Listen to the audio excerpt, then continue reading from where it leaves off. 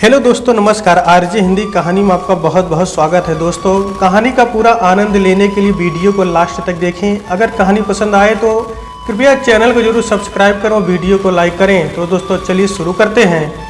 हवेली को फूलों से सजते हुए देखकर उसने चश्मा उतारा और उसे रुमाल से ऐसे पोंछने लगी मानो समय पर जमी धूल छुटा रही हो। आज वो फूलों से एक पुरानी हवेली सजवा रही थी। समय कितना बदल गया था, पर लगता था जैसे कल ही की बात है। इन पहाड़ों से सैकड़ों मील दूर देश के मध्य में उत्तरी मैदानी क्षेत्र और विंध्य पर्वतीय श्रृंखला के बीच की धरती उसकी अपनी धरती थी। वहाँ की मिट्टी की अपनी ही सुगंध थी, जिसका ज्यादातर हिस्सा पठार और मैदान था। उसी धरती पर उसका अपना घर था, जहाँ एक हवेली आज से 40 साल पहले ऐसे ही लकदक सजाई गई थी। अब उसकी नज़र धुंधला गई थी, पर वे दिन जस के तस उसकी स्मृति में रहे आए थे।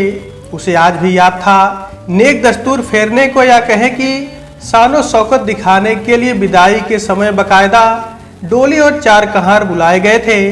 दुल्हन के बैठते ही डोली हवेली के आते से बाहर निकल आई थी। दुल्हन की हिचकियां डोली के बाहर तक सुनाई दे रही थी।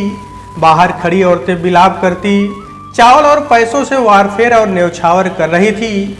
हवेली के बड़े फाटक तक पहुंचते पहुंचते डोली की चाल कुछ तिरछी हो चली थी।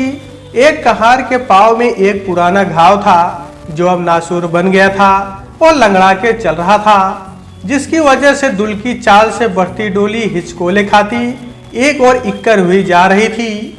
मुंशी रामदीम ने इसे ताड़ लिया था और लंगड़ा के चल रहे कहार को लगभग दुत्कारते हुए डोली उठाने से मना कर दिया था। उन्होंने उसके सिर से उसाफा भी उतारवा लिया था, जो खास तौर से डोली उठाने आए कहारों के सिर पर बांधा गया था। कहार लंगड़ाता बिसुरता भीड़ में पीछे छूट गया था। उस कहार की जगह दूसरे के लगते समय डोली थोड़ी धीमी हुई थी। डोली के भीतर बैठी दुल्हन को भी ये एहसास हुआ था कि अब जिसने डोली को कंधा लगाया है वह मजबूत और लंबा है। अब डोली आगे की ओर झुककर नहीं चल रही थी। हवेली का फाटक पीछे छूट गया था। साथ ही रोती बिलखती औरतें, मखाने बतासे और एक एक 2-2 रुपए के कलदार लुटाते आदमी, गेंदे की मालाएं तोड़कर पत्तियां फेंकते बच्चे, फाटक पर बजते ढोलों की आवाज और दरवाजे पर खड़े दुल्हन के पिता फतेह सिंह सहित सब कुछ पीछे छूट गया था। डोली लगभग एक फर्लांग की दूरी तय करके ईंटों खड़ंजों वाली उबड़ खाबड़ गली से निकलकर चौड़ी सड़क पर आ गई थी, जहां सुर्ख गुलाब के फूलों से सजी सफेद मोटर गाड़ी खड़ी थी।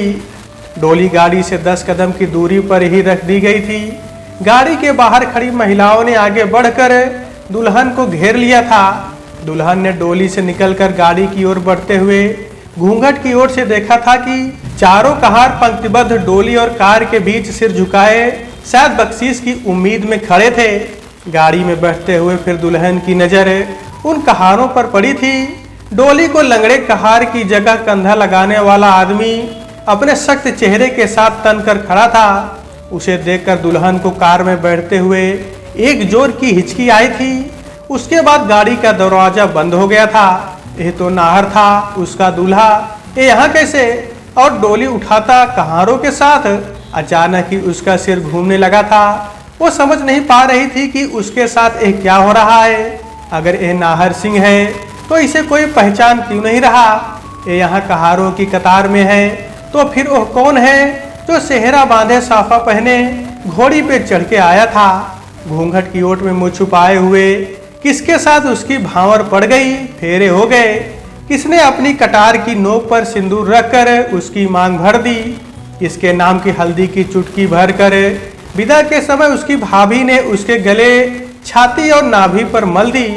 किसके नाम पर वो रात भर मंडप के नीचे सिर झुकाए बैठी, कलश धरती आसमान के तारे अनंत में फैली दिशाएं पूछती रही? ये सब सोचते हुए उसका मुंह सूखने लगा था। तभी गाड़ी का दूसरी तरफ का गेट खुला और वही परछाई जो पिछले 20 घंटे से उसके साथ उसका दूल्हा बनकर सारी रस्में पूरी कर रही थी, उसके बगल में आकर बैठ गई। शेरवानी और साफा बदला हुआ था। कपड़ों से ताजे लगे इत्र की खुशबू आ रही थी। अब उसके चेहरे पर सेहरा नहीं था, वही कदकाठी, पर चेहरा बिल्कुल अलग।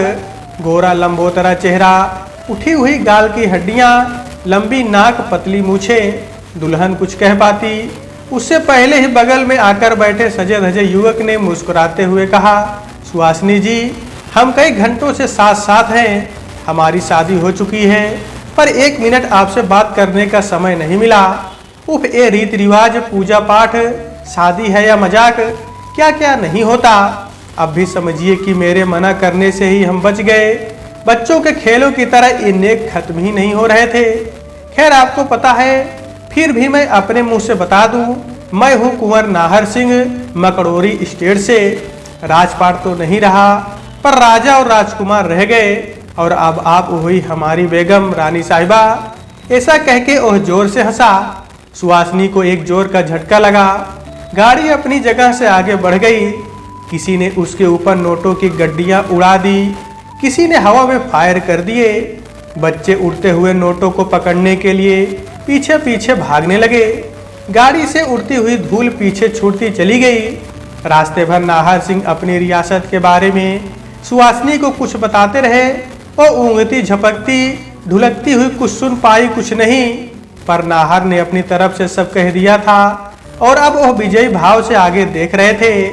गाड़ी 3 घंटे के सफर के बाद जब मकड़ोरी स्टेट की बड़ी हवेली की गेट पर रुकी तो नाहर सिंह के परिवार की महिलाओं का एक झुंड, सिर पर कलश रखे, हाथों में मसहरी, नाच पटकने वाला सूपा, हाथ से हवा करने वाला खजूर का बिजना और सोने के कटोरे में सोन मछली लिए उनके स्वागत के लिए खड़ा था।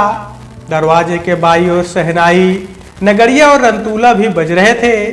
दाईं ओर 2 आदमी पिंजरे में नीलकंठ लिए खड़े थे, पर सुहासिनी के लिए तो जैसे यह सब एक बिना आवाज की फिल्म थी, जिसके किसी भी दृश्य से वो स्वयं को जोड़ नहीं पा रही थी। उसके भीतर तो कोई और ही रील चल रही थी। उसने तो अपने मन में जिस नाहर की तस्वीर बैठा रखी थी, वो इन नाहर से बिल्कुल अलग थी। सांवले चेहरे पर बिना पलके झपकाए सब कुछ बड़े ध्यान से देखती जमकीली आंखें लगातार उसका पीछा कर रही थी। वे गर्मियों की शुरुआत के दिन थे और टीकमगढ़ अपनी बुआ के यहाँ आई थी, जहाँ बुआ की बेटी प्रवीणा, जो उसकी बचपन की सहेली भी थी, ने उसे बताया था कि टीकमगढ़ घूमने की बात तो बस एक बहाना भर है। उसे यहाँ इसलिए बुलाया गया है कि मकड़ोरी स्टेट के प्रिंस नाहर सिंह शिकार खेलने के लिए पन्ना के पास के जंगलों में आए हैं, और प्रतिबंधित क्षेत्र में हिरन और नीलगाय के शिकार की व्यवस्था खुद उसके पिता यानी सुहासिनी के फूफा जी ने कराई है। और ये सब इसलिए किया गया है कि नाहर सिंह को उसे दिखाया जाना है, और यदि सुहासिनी नाहर सिंह को भाग गई तो वह बनेगी उनकी पत्नी और मकड़ोरी स्टेट की रानी। तब सुहासिनी ने प्रवीणा की बातों को मजाक समझ के हवा में उड़ा दिया था, पर शाम को ही फूफा जी ने फरमान जारी कर दिया था कि कल सुहासिनी प्रवीणा के साथ उनके पृथ्वीपुर वाले बाग पर जाएगी। साथ में बुआ जी और उनकी सबसे भरोसेमंद नौकरानी अजिया भी होगी। उन्होंने यह भी बताया था कि वहाँ उनके कुछ खास मेहमान भी आ रहे हैं, जिनका विशेष ख्याल रखा जाना चाहिए। वे मुंह अंधेरे ही पृथ्वीपुर के लिए रवाना हो गए थे। सूर्योदय होते होते वे बाग में पहुंच गए। आम जामुन अमरूद के पेड़ों से भरा और कनेर गुड़हल तथा रात रानी की फूलों से लदी झाड़ियों से घिरा बाग किसी कल्पना लोक सा लग रहा था। हवा में आम जामुन, महुआ, रात रानी और केवड़े की मिली जुली सुगंध तैर रही थी। कनेर की बालिश्त भर लंबी पत्तियों को जोड़कर बच्चे चटक बजा रहे थे। बाग से दूर खेतों में कोई बुंदेली में फागुन की लहक में गीत छेड़े हुए था। आम धर लो, जामुन धर लो बाग बगीचा रे, महुआ दाना रस है मोरा, हमहु प्राण दे सींचा रे। सब जीप से उतरकर बाग के बीचों बीच बनी खपरेल से छवि मड़ैयों की ओर बढ़ रहे थे कि सुहासिनी ने बुआ से पूछा, ये क्या गा रहा है?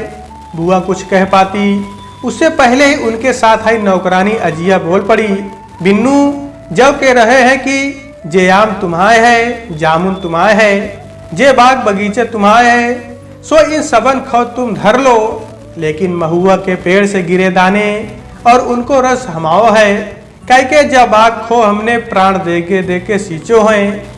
अजिया की आवाज में श्रम का गौरव चमक रहा था। सुहासिनी ने पहली बार अजिया की तरफ ध्यान से देखा था। तभी बुआ बीच में बोल पड़ी, और क्या, तभी तो इनका नाम अजिया है। आजी माने दादी, बड़ी बूढ़ी, जो सब जानती हैं क्षेत्र के बारे में। चारों तरफ बनी मड़इयों के बीच एक बड़ा सा अहाता छूटा हुआ था, जिसमें थोड़ी थोड़ी दूरी पर केले के पेड़ लगे थे। जमीन पर दो मुखी दउआ फैली थी। बीच बीच में मिर्जापुरी पत्थर के पटियों की बेंचें पड़ी हुई थी।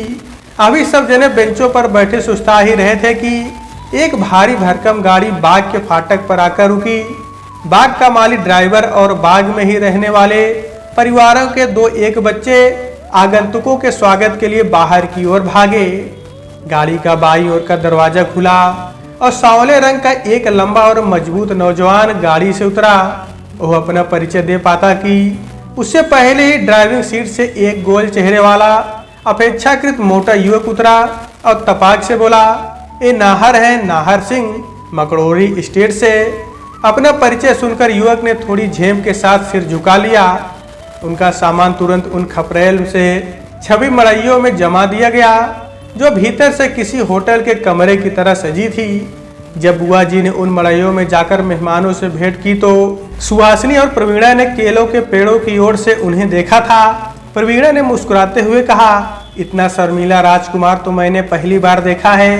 इस पर सुहासिनी ने कुछ नहीं कहा, पर उसे कहीं ऐसा लगा जैसे वह उस आगंतुक की सहजता से बंध रही है। यहाँ आने से पहले उसने क्या नहीं सोचा था।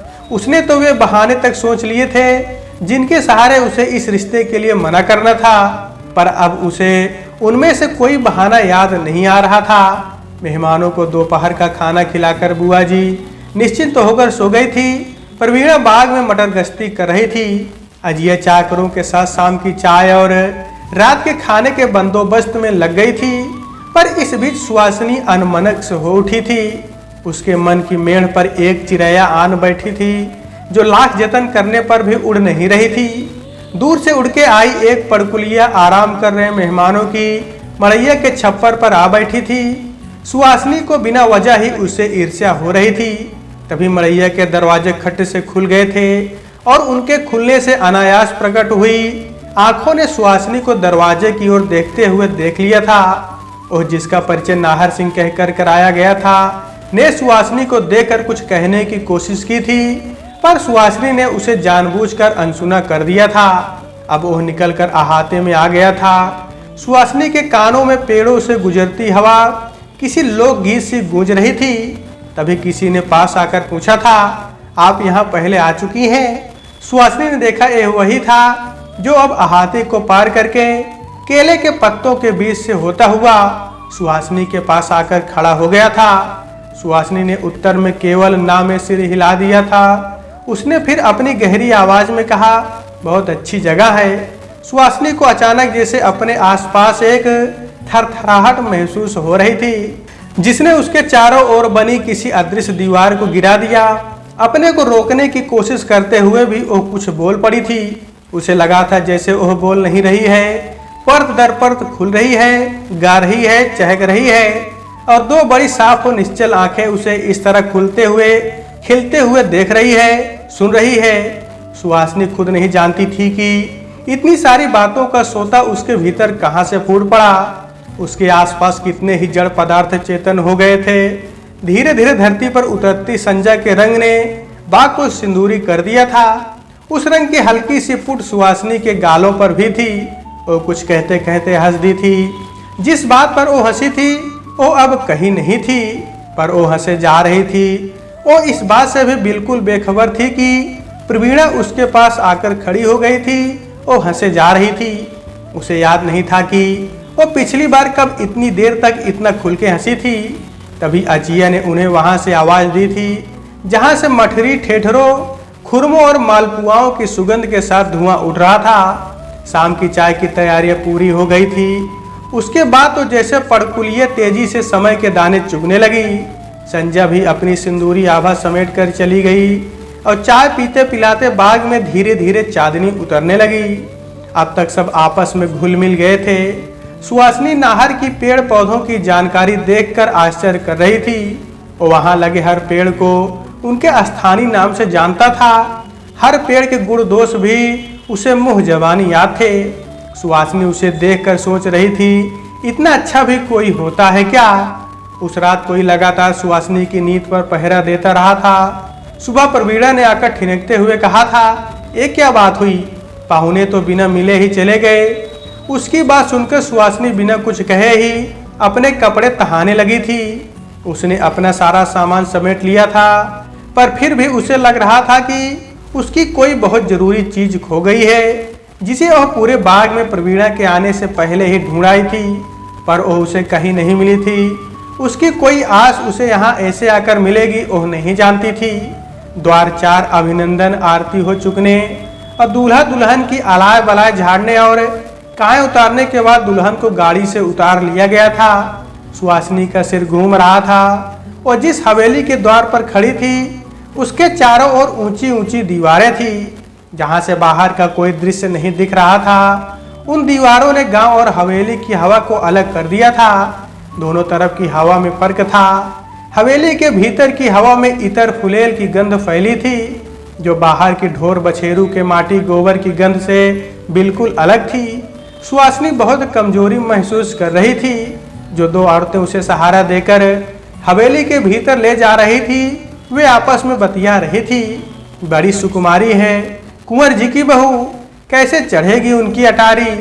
सुहासिनी नजर झुकाए आगे बढ़ती जा रही थी और सीढ़ियां चढ़ने के बाद जिस जगह पहुंची थी वह एक आलीशान कमरा था, जिसके बीचों बीच एक विशालकाय शीशम का पलंग पड़ा था, जिस पर हल्के पीले रंग की रेशमी चादर बिछी थी। सुहासिनी के साथ आई औरतों ने नहा धोकर तैयार होने में उसकी मदद की थी। ऐसा करते हुए वे उसकी सुंदरता को आंखों ही आंखों में तोलती रही थी। वे उसे गुलाबी जोड़े में सजाकर पलंग पर बैठा गई थी। सुहासिनी उस कमरे की एक एक चीज बहुत ध्यान से देख रही थी। उसने जिस नाहर को देखा था उसका यहाँ भी कोई निशान ना था। वहाँ जो भी था सब अपरिचित। वो एक लंबी सांस लेकर कमरे की छत को ताकने लगी थी। छत पर एक विशालकाय गोलाकार सोने की फ्रेम में जड़ा हुआ उत्तल दर्पण लगा था और उसे किसी सोने के कटोरे सा लग रहा था, जिसमें कमरे की सभी वस्तुओं के प्रतिबिंब तिर रहे थे, जिनमें वो एक भी थी, निष्पन्न निष्प्राण।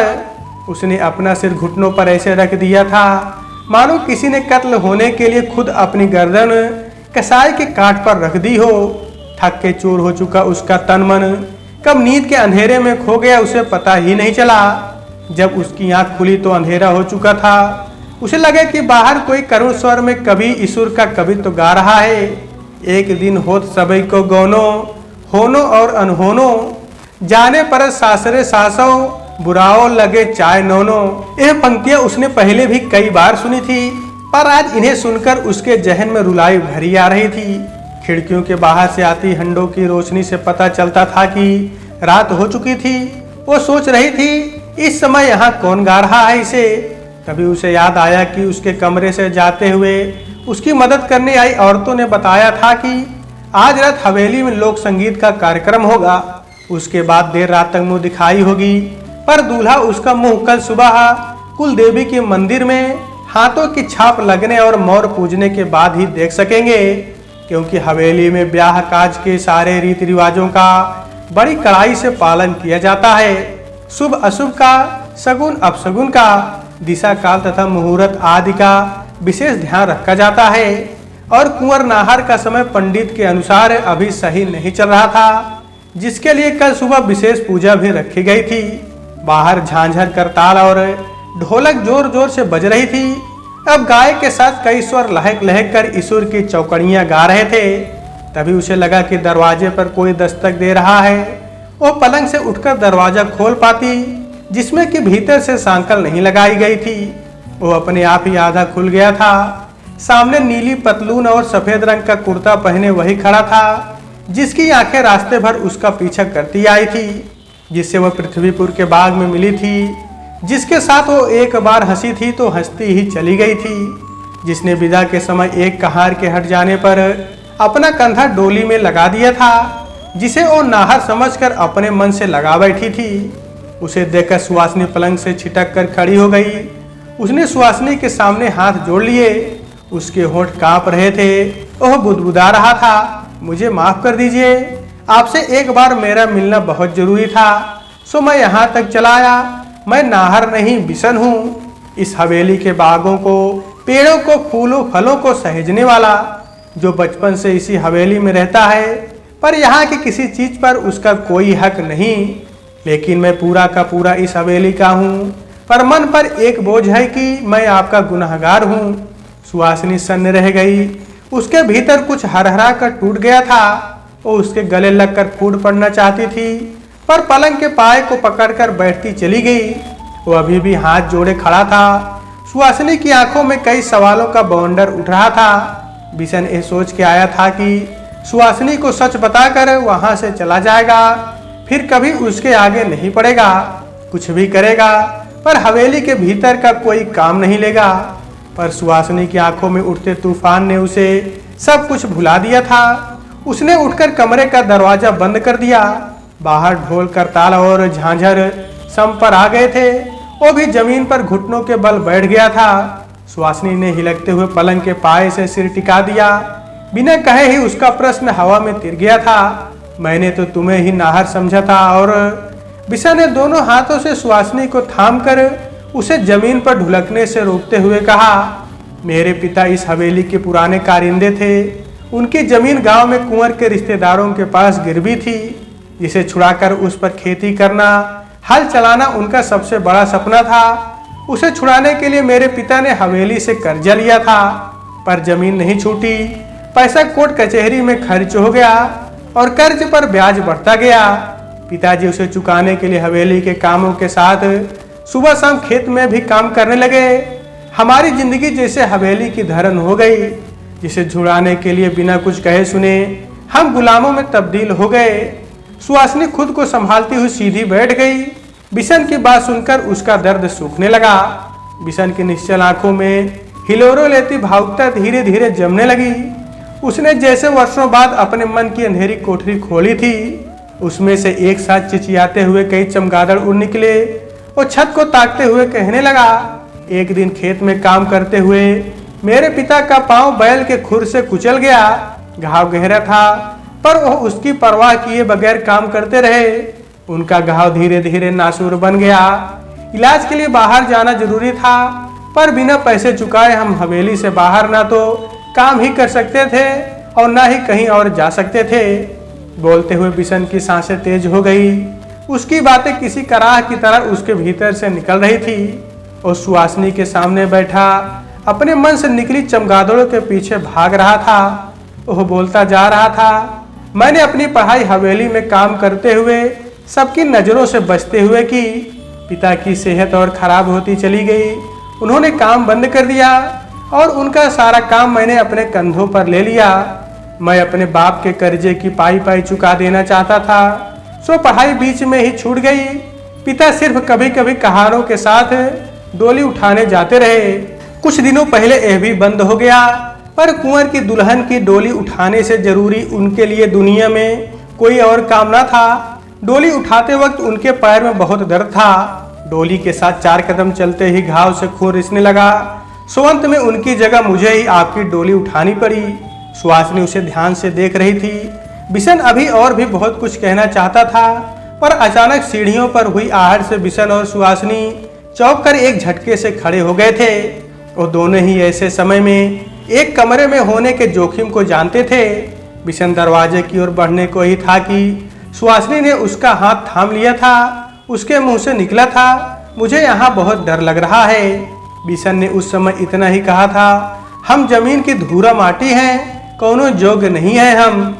ऐसा कहते समय उसकी आवाज कांप उठी थी और वो तेजी से कमरे से बाहर चला गया था। सुहासिनी अभी अपने आप को संभाल नहीं पाई थी कि कुंवर नाहर की माँ 4-6 औरतों के साथ कमरे में आ गई थी। मुहूर्त के अनुसार उसकी मुंह दिखाई का समय हो गया था। अभी तक खिड़कियों के बाहर से छनकर आते प्रकाश की मध्यम रोशनी में उदास कमरा अचानक कई बल्बों की रोशनी से जगमगा गया था। उसे पलंग पर बिठाकर सभी ने घेर लिया था। वे सब अपने अज्ञान में प्रसन्न, लोक लाज रीति रिवाज की बेड़ियों में बधी कीमती कपड़ों गहनों के नीचे अपने अपने दुख दर्द छुपाए कांच के टूटकर बिखरने जैसी खनकती आवाज में हंसती हुई औरतें थी।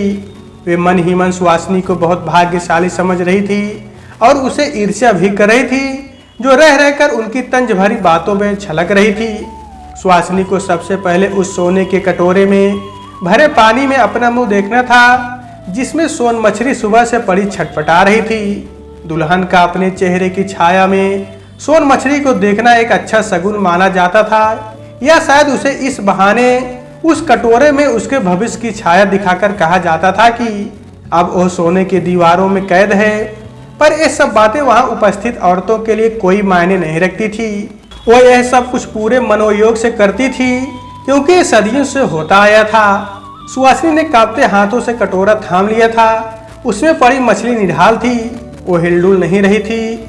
अभी सुहासिनी अपना चेहरा कटोरे में देखने को झुकी ही थी कि खटाक से कमरे का दरवाजा खुल गया था। नशे में धुत कुंवर नाहर सिंह अचानक कमरे में आ गए थे। सुहासिनी के हाथ से कटोरा छूट गया था। सोन मछली छिटक कर फर्श पर गिर गई थी। पहले से अधमरी मछली दो एक बार तड़प कर शांत हो गई थी। नाहर सुहासिनी को घूर रहे थे। नाहर की माँ के फाड़े मछली को देख रही थी। घोर अनर्थ हो गया था। वो नाहर को कुछ बताना, कुछ समझाना चाहती थी, पर जिस मुद्रा में वहां उपस्थित हुए थे उसमें हवेली की औरतें मर्दों का रास्ता नहीं काट सकती थी। जैसे हवेली का कोई अलिखित नियम था, ऐसे में वह उनमें कोई सवाल नहीं पूछ सकती थी। इसलिए माँ के साथ बाकी औरतें भी धीरे धीरे सरकती कमरे से बाहर निकल गई थी। जाते हुए उन्होंने दरवाजा चिपका दिया था। कुंवर नाहर की लंबी नाक के नीचे पतली मूछें टेढ़ी होकर उनके चेहरे को विकृत कर रही थी। इस समय सुहासिनी भी उनके लिए कमरे में उपस्थित उनके ऐशो आराम के अन्य सामान की तरह ही थी, जिसे वो जैसे चाहे बरत सकते थे। कमरे की छत पर लगे सोने की फ्रेम वाले उत्तल दर्पण में पलंग का प्रतिबिंब कांपने लगा था। हवेली के हाथे में अभी भी कोई गीत की तान छेड़े हुए था। सुहासिनी का शरीर अचानक हुए हमले से काट की तरह अकड़ गया था। नाहर ने उसके रूप को रौंदना शुरू कर दिया था। इस समय उसकी देह से परे कहीं एक ऐसा छेद किए दे रहा था जिसका शायद इस जीवन में भर पाना मुश्किल था। पीड़ा से निकलती चीखें भी गीत की तान और ढोल की थापों से सुर मिला रही थी। उस पर होती चोटें उसकी देह को छेद कर पार निकल रही थी। देह एक शिकंजे में कसी हुई लहलुहान हो रही थी। पलंग पर बिछी पीली चादर खून से सन गई थी।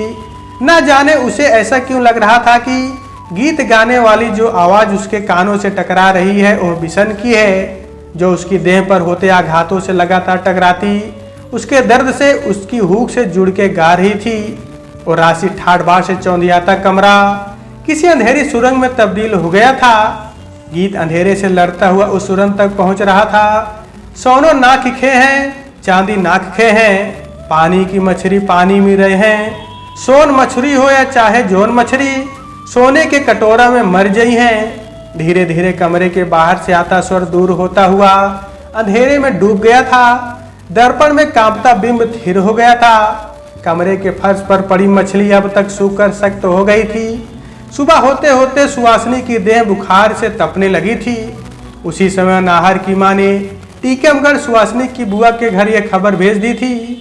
सुबह होने वाले पूजा पाठ में नाहर ने शामिल होने से मना कर दिया था, पर सुहासिनी को ऐसी हालत में भी नाहर की माँ और बिरादरी की तमाम औरतों के साथ कुआं, बावड़ी, नहर, तालाब, मंदिर सब जगह माथा टेकते हुए घूमना पड़ा था। सबसे आखिर में उन्होंने जिस बावड़ी पर माथा टेका था उसके बारे में औरतें आपस में बातें कर रही थी कि इस हरे पानी की बावड़ी, जो कि 5 हाथी डुब्बा गहरी है, में कछुए, घड़ियाल और बड़ी बड़ी मछलियां रहती हैं। इसमें ज्यादा गहरे जाने पर कछुए टांग पकड़कर खींच लेते हैं। इसी बावड़ी के दूसरे छोर पर बैठा कोई गा रहा था। सुहासिनी ने उस आवाज को पहचान लिया था। ये वही आवाज थी जो कल रात उसके दर्द की थाप पर तड़प कर गा रही थी। सुहासिनी ने नजर उठाकर देखा तो ये सचमुच बिशन ही था। वो एक गीत की तान लिए आसमान में उड़ते किसी अदृश्य परिंदे से लेकर जमीन तक एक लकीर खींचने की कोशिश कर रहा था। उसे देखते ही सुहासिनी का सब्र जवाब दे गया था। उसकी छाती से पीर का फवारा फूट पड़ा था। वो वहीं उल्टियां करते हुए गस खाकर गिर पड़ी थी। जब उसे होश आया तो वो वापस हवेली के उसी कमरे में थी जिसकी छत पर गोल दर्पण लगा था। सोने सा चमकता सुहासिनी का चेहरा हल्दी सा पीला पड़ गया था। उसके सामने उसके बुआ के घर टीकमगढ़ से आई उनकी सबसे भरोसे की नौकरानी अजिए खड़ी थी। और उठकर अजिया के गले लगकर जी भर के रोना चाहती थी, पर वह हिल भी नहीं सकी। उसकी देह दर्द से पक गई थी। अजिया ने सहारा देकर उसे पलंग पर बैठा दिया। उसकी आंखों से पानी बह रहा था। तभी अजिया ने उसे एक कागज थमा दिया था और अपनी अनुभवी आंखों के इशारे से आश्वस्त करते हुए कहा, मैं जान गई तुम्हारा दुख जो बिशन दे दई। सुहासिनी जी, कल रात की सारी बात मुझे हवेली की नौकरानी से पता चल गई है। उसके बाद लगातार कुछ है जो मेरे मन में उबल रहा है। भीतर एक आग सी जल रही है। कल रात मुझे अपनी बात अधूरी छोड़कर ही आना पड़ा। मैं आपको बताना चाहता था कि उस दिन पृथ्वीपुर में जब कुंवर के दोस्त ने मेरा परिचय नाहर सिंह कह के कराया, तभी मुझे समझ आया कि मुझे यहाँ किस लिए भेजा गया है। कुंवर अपने विदेशी दोस्तों के साथ हिरन के शिकार पर थे। उन्होंने बस इतना ही कहा था कि तुम ये कपड़े पहनो और इनके साथ पृथ्वीपुर चले जाओ। ऐसी कितनी ही बातें हैं जिन्हें हवेली कह के भूल जाती है, पर बातें कहीं ना कहीं रही आती है। उन बातों का हिसाब हम सबको चुकाना पड़ता है। मैं एक मजदूर का, एक किसान का बेटा हूँ। मैंने कभी आसमान के सपने नहीं पाले, पर मैं भी सुनता सोचता समझता हूँ। मैं आपका गुनहगार हूँ। उस रोज ही पृथ्वीपुर के बाग में मैं आपको सब कुछ बता देना चाहता था, पर कुंवर के मित्र ने इसे भांप लिया था और सुबह बिना किसी से मिले दरबान को बताकर हमें वहां से उसके साथ निकल जाना पड़ा। मैंने अभी तक का अपना पूरा जीवन एक ऐसे कर्ज को उतारने में लगाया है जो मैंने नहीं लिया था, पर मैं आपका कर्जदार हूँ। आप जो कहें सो मैं करने को हाजिर हूँ। सुहासिनी फपक पड़ी थी। अब क्या हो सकता है? अजिया ने ढांढस बनाते हुए कहा, तुम हिम्मत रखो सुहासिनी, सब ठीक होगा। अजिया की बात ने सुहासिनी के मन की अंधेरी कोठरी में एक दिया जला दिया था। अजिया ने सुहासिनी को कोई देसी दवाई दी और उसे आराम करने के लिए कहकर वहां से चली गई। बाहर निकलते ही उसने घोषणा कर दी थी कि दुल्हन को माता निकली है, इसी कारण उन्हें इतना तेज बुखार है। उससे बिना पूछे कोई उनसे नहीं मिलेगा, नहीं तो उसे भी माता के कोप का भाजन बनना पड़ेगा। ब्याह शादी के रस्म रिवाज के ठीक से पालन न होने के कारण देवी रुष्ट हुई हैं। अब माता के सिराने तक, बिन्नू के बुखार उतरने तक सुहासिनी का सारा काम वही करेगी। उसे रोज सूर्योदय से पहले उसके लिए कुछ जड़ियां बाग से ताजा तोड़कर लानी होगी। 2-3 दिन के आराम के बाद सुहासिनी के शरीर में थोड़ी शक्ति का संचार हुआ था, पर उसकी आंखों में नींद अभी भी जम नहीं पा रही थी। अक्सर रात को तीसरे पहर उसकी नींद उचट जाती और वह कमरे की खिड़की पर जा खड़ी होती और उसी ओर देखती ही रहती जहां बागों के बीच एक मड़ैया के बाहर रात भर एक दिया टिमटिमाता रहता। सुहासिनी की तबीयत थोड़ी सी सुधरने लगी थी, जिससे हवेली का माहौल भी बदलने लगा था। 1-2 खास नौकर चाकर उसके कमरे में जाने लगे थे। अजिया लगातार भोर में उठ के बाग में जाती, बिछन की मदद से जड़ी चुनती और सुहासिनी के जागने से पहले हवेली वापस आ जाती। जिस कागज में अजिया जड़ी लाती उसी में बिशन सुहासिनी के लिए कुछ अक्षर रख देता। बाग से हवेली तक अजिया ने अक्षरों का एक सेतु बना दिया था, जिस पर तमाम संवाद तिरने लगे थे। प्रेम आग है तो दुख उस आग को भड़काने वाला घी। दुखों ने प्रेम की ज्वाला को प्रचंड कर दिया था। इस आग में तपती सुहासिनी तमाम दुखों के बाद भी एक अनजानी आस में मुस्कुराने लगी थी। जड़ी से ज्यादा बिशन के अक्षरों ने उस पर असर किया था, पर उन अक्षरों से बने संवाद ने एक तड़प भी पैदा कर दी थी। और तड़प शाश्वत होते हुए भी अनंत थी। उसका और छोड़ ढूंढे नहीं मिल रहा था। और वही तड़प एक रात तीसरे पहर सुहासिनी को बागों की ओर खींच के ले गई। उस रात रात रानी खूब फूली थी। पूरा बाग उसकी खुशबू से बौराया नाच रहा था। उस रात प्रेम दुखों से जीत गया था। उस दिन सुबह पहली बार सुहासिनी को किसी ने गुनगुनाते हुए सुना था। उसके होठों पे वही गीत था, पानी की मछली पानी में रहे। पर हवेली और बाग के बीच की हवा बहुत दिनों तक रात रानी से महकते हुई नहीं रह सकी थी।